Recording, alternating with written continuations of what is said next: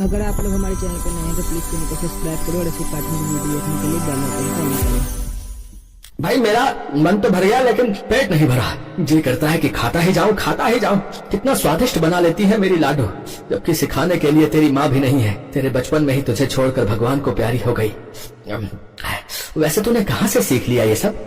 बाबा, वो पड़ोस में सुनीता काकी है ना, उन्हीं से सीखा है। वो सब तरह का खाना, चाट पकौड़ी सब बना लेती है। बड़ा प्यार करती है वो मुझे। मैं उनकी काम में मदद जो कर देती हूँ।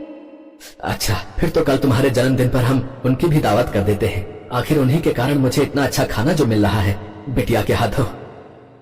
ठीक है बाबा, लेकिन भूलना मत मेरे लिए नया सूट लेकर आना जन्मदिन पर। वो दोनों काफी खुश थे, लेकिन उनके भाग्य में खुशी नहीं लिखी थी। जगमोहन टिफिन लेकर काम पर चला गया, लेकिन फैक्ट्री में बॉयलर फट गया। 12 कारीगरों की उसमें मौत हो गई, जिसमें जगमोहन भी था। अब टीना बिल्कुल अकेली रह गई। उसकी दूर की रिश्ते की बुआ सुलोचना उसे अपने साथ ले गई, लेकिन अपने घर लाकर तो उसने उसे नौकरानी ही बना लिया। वो सारे घर का काम उससे लेती और उसे ठीक से खाने को भी नहीं देती। काम करने में मौत आती है ना तुझे, वो तो मैं रहम खाकर तुझे ले आई, नहीं तो भूखी मरती। चल अब काम कर। एक रोज टीना को काफी तेज बुखार आया। उस रोज उसकी नींद नहीं खुली। ये मैडम अभी तक सोई पड़ी है, घर का सारा काम बाकी है। बुआ जी, आज मेरी तबीयत ठीक नहीं है, तेज बुखार है, मुझसे काम नहीं होगा। रुक, मैं तुझे अभी डंडा लगाती हूँ, फिर तेरा सारा बुखार भाग जाएगा। सुलोचना जैसे ही डंडा लेने गई, टीना डर के मारे भाग खड़ी हुई। उसे चक्कर आ रहे थे। भागते भागते वो थक गई और बेहोश होकर सड़क पर गिर पड़ी। वहीं पास में एक बस्ती थी, उसमें रहने वाले मनोज की नजर उस पर गई तो वो उसे उठाकर घर ले आया। देखो ममता, कितनी प्यारी बच्ची है, न जाने किस मुसीबत में फंसी है। इसे तो तेज बुखार है, जल्दी से डॉक्टर को बुलाओ। डॉक्टर ने उसे दवाई दी तो कुछ देर बाद उसे होश आया। मैं कहाँ हूँ? बेटी, तुम सड़क पर बेहोश हो गई थी, इसलिए मैं तुझे यहाँ ले आया। चलो मैं तुम्हें तुम्हारे घर छोड़ कर आता हूँ। तुम्हारे माँ बाप परेशान हो रहे होंगे ना? ये सुनते ही टीना रोने लगी।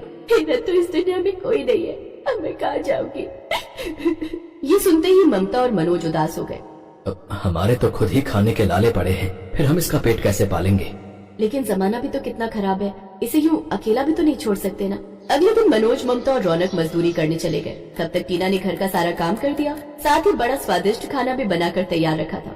शाम को जब वो थके हारे घर लौटे तो ये सब देखकर हैरान रह गए और खाना खाकर तो वो बहुत खुश हुए। वाह, तुम तो खाना बहुत ही स्वादिष्ट बनाती हो। हम तो थके हारे घर आते तो जल्दी जल्दी में पेट भरने के लिए कुछ भी बना लेते हैं। आज कितने समय बाद हमने अच्छा खाना खाया है, अब तो मैं रोज ही बनाकर रखूंगी। ऐसे ही एक दिन टीना उनके लिए आलू टिक्की की चाट बनाकर तैयार करती है, जिसे खाते ही वो सब बहुत खुश होते हैं। वाह, लाजवाब! इतनी अच्छी आलू टिक्की चाट तो अपने यहाँ का कोई चाट वाला भी नहीं बना पाता। आप लोगों को पसंद आई? पसंद? बेटी, ये तो लाजवाब है। अब तो आप हर दूसरे दिन हमारे लिए ये बनाना। ये सुनकर टीना बहुत खुश हुई। फिर उसके मन में एक विचार आया।